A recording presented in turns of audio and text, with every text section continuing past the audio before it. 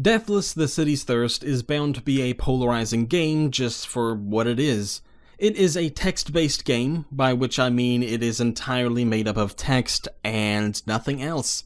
There are no graphics, save for the Steam thumbnail of a skeleton lady, no sound, no music, there isn't even a main menu.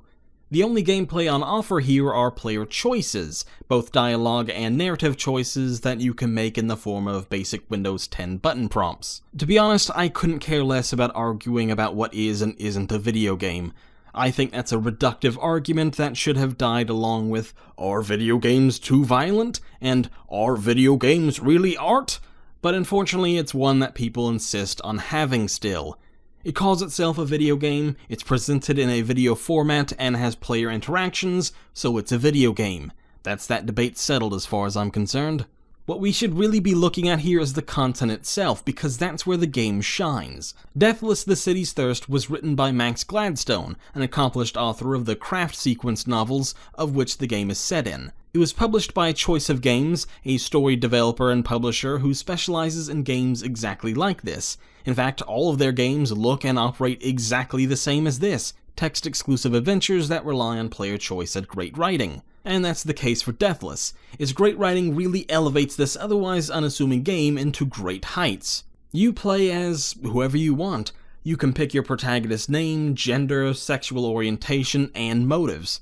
Your goal will always be more or less the same, though. You work for Red King Consolidated, an organization created by the Red King of Deathless, a luxurious city located in the middle of a desert, and it's your job to find water for this city however you can. Except that's not strictly the case.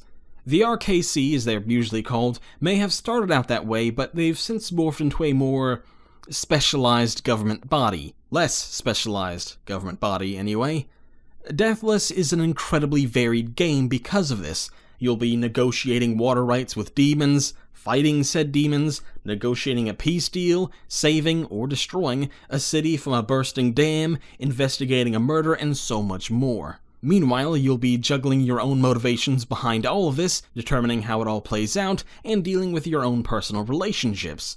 There's a lot going on, but it never feels like you're overwhelmed. What can be overwhelming, however, is the lore. It's very front-heavy with new terminology and concepts, almost ridiculously so.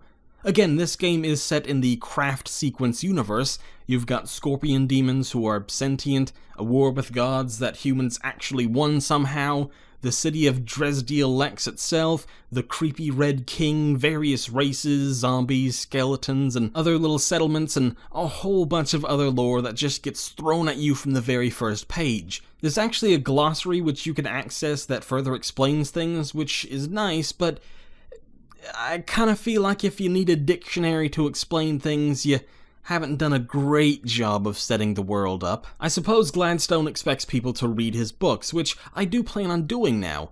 As ham-fisted as the lore setup is, once you get past that, this is great fiction. The characters are almost all two-dimensional, but they're presented in interesting ways, and all of them feel different from one another with their own way of speaking and their own goals. And nobody really feels supervillain evil. Even the antagonists all have some good in them.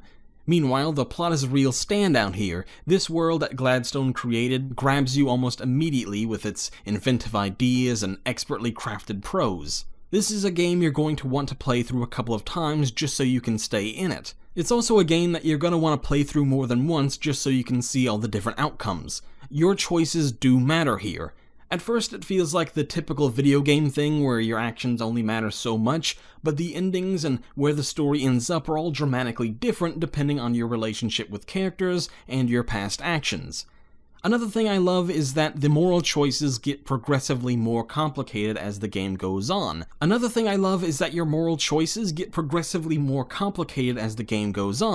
thus way more.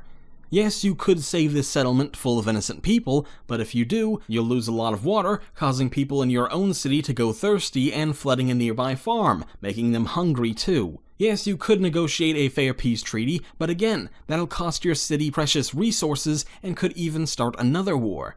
There's never really any easy choices to make in this game. The world is very diverse too, which seems to be a feature of both Gladstone's and Choice of Games' works. There's only a small cast of characters, but the vast majority of them are women, and a lot of them are people of color to boot. You can also play as a gay or bi character, which doesn't seem to limit your relationship options. In Deathless, the writing and player choice carries the day, and thank goodness for that too. Still, despite my love of it, it's hard not to admit that the overall presentation lacks punch. There's no music and no artwork, nothing. Everything is just presented in a basic Microsoft window. This is a very inexpensive setup, no doubt, and I'm not about to sit here and say that these games are cheap to produce or easy or anything like that, but I will say it's probably worth spending just a little bit more money to add something, anything. Some basic music, or maybe some kind of art in the background. Not visual levels of art with a drawing of every location and character, but just something there to liven it up, you know? Just something other than a basic plain white page just sitting there in utter silence. I mean, I can't imagine how difficult it is to market these games, but that's a topic for another day. I do want to do another video on this game someday in the future, maybe something more of a critical analysis, but suffice to say, this is the kind of writing that grabs you almost right away and invests you in its world. Don't be surprised when you see more Choice of Games' games in this series again.